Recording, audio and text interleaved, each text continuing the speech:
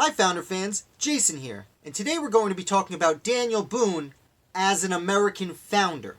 Now Daniel Boone is a mythical figure in American history, and to be honest, you'd be surprised how many of your friends, if you asked them if he was real or imaginary, a lot of Americans think he was made up. Now, he was most certainly a real person, but he is also very mythical in the American lexicon. However, we often forget that he was a founder of the United States of America, and in a more direct way than you might think. So, while it's the most fun to talk about Boone going out and having his engagements, we'll call them, with the Native Americans, today we are going to focus on how he relates very directly to the creation of the United States.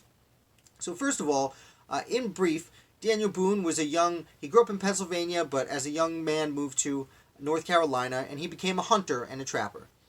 He also joined the British for the French and Indian War, where he first started learning and hearing rumors about this land on the other side of the mountains. And then when he went back home and he was doing his hunting and his trapping, he kept going further and further out. He would go for weeks or months at a time.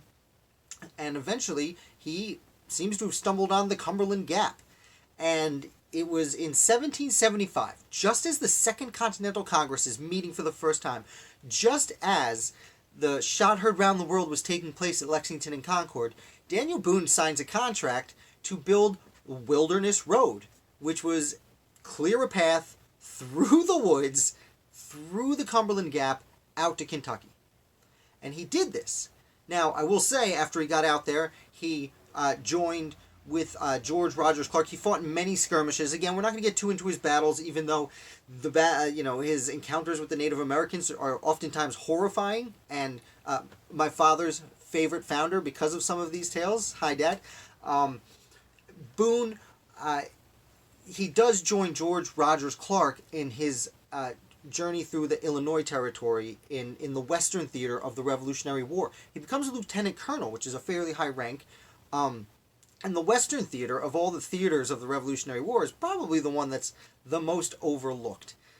Maybe the Spanish expedition into Florida, but we talk a lot about Saratoga and the Northern Theater and the main army down at Yorktown and even the South fighting in Georgia and Florida and South Carolina. But the West is often overlooked, and Daniel Boone, right there in it. So a few years go by, and in the late 1770s, Daniel Boone is actually elected.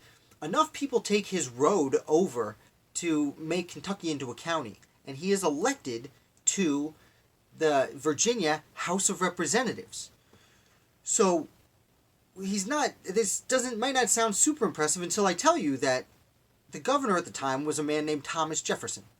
And other people in the House of Representatives, his people he was on equal footing with making decisions for the state of Virginia, the biggest state in the new nation, were people like James Madison and George White and James Monroe and a laundry list of really important founders he sat in the room with and made the decisions. He is very specifically a founder of the United States, very actively and you get it.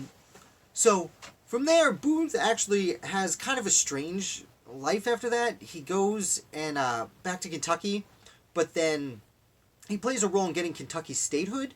However, he collects a lot of debt from speculating on land, and he can't pay his debt, so he runs to Missouri, which was technically Spanish territory, and he hides from his debt collectors there.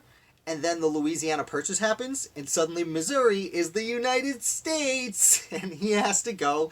And he finally, luckily, saved up cash and was able to pay his money down. But also, there was a man named John Filson who wanted to write the first book about Kentucky, and he wrote a book titled The Discovery, Settlement, and Present State of Kentucky. And to write this book, he interviewed someone who was fairly unknown to the general public at the time, Daniel Boone. And he wrote and published this book, and this book is what turned Daniel Boone into, a well-respected member of the community, despite his inability to pay debts. It changed him from a respected member of the community to nationally famous because of all the things he did. Now, there was probably some,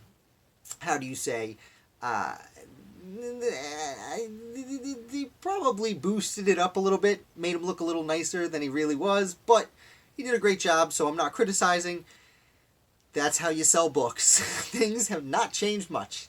But anyway, so again, just to sum up, Daniel Boone is an American founder, not first of all because he was in the Virginia House of Representatives with all these other founders, making the decisions that influenced the founding in no small way. Furthermore, his Cumberland Gap, the Wilderness Road that he built, that he was famous for, yes, it's legendary, but he built it during the American Revolutionary War. And when the Revolutionary War broke out, when Daniel Boone first went out to Kentucky in the late 1760s, just before the war, when he first went out there were about 500 settlers in Kentucky.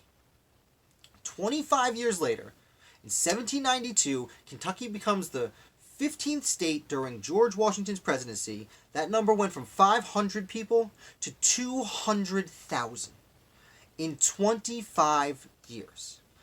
And this is not just because of Daniel Boone and the road he built, but one of the complaints that the Patriots had with Great Britain was not just the taxes. There were several complaints. And in the South, one of the biggest complaints was, after the French and Indian War, the king drew the line of proclamation and said, you can't go onto this land over here, that's for the Native Americans. And the Patriots were like, but we bought this land, and we want this land, and we just want a war for this land. And once he built that road, it's pretty much as soon as the war starts, they hire him to build the road. And as soon as he starts building the road, people are filing out because they wanted to go. So he actually helped move the people to the part of America where they wanted to go. The frontier that they wanted to found. Even before they knew there was going to be a nation to found, they wanted to found settlements on the frontier. And Daniel Boone opened that up. And it was not his action alone, but he was the major player in doubling the size of the nation. And by the time the Marquis de Lafayette comes to the United States on his farewell tour in 1724, I believe, he comes back as an old man, and he tours, I don't know the exact number of states, but it's all the way down south and all the way up the Mississippi. And the reason there are people there to go see is Daniel Boone. So that's a brief summation of why Daniel Boone should, in fact, be considered an American founder. I really hope you enjoyed this video. If you did, please hit like. And if you're new here, definitely hit subscribe. I put out videos like this 5 days a week, and I am doing live videos to sum up the articles I write every Saturday. And I am going to do it right this week. No more mess-ups, I promise. I've already gotten re-enabled. Thanks, YouTube. Anyway, I'm Jason. Thank you so much for watching, and I look forward to seeing you tomorrow.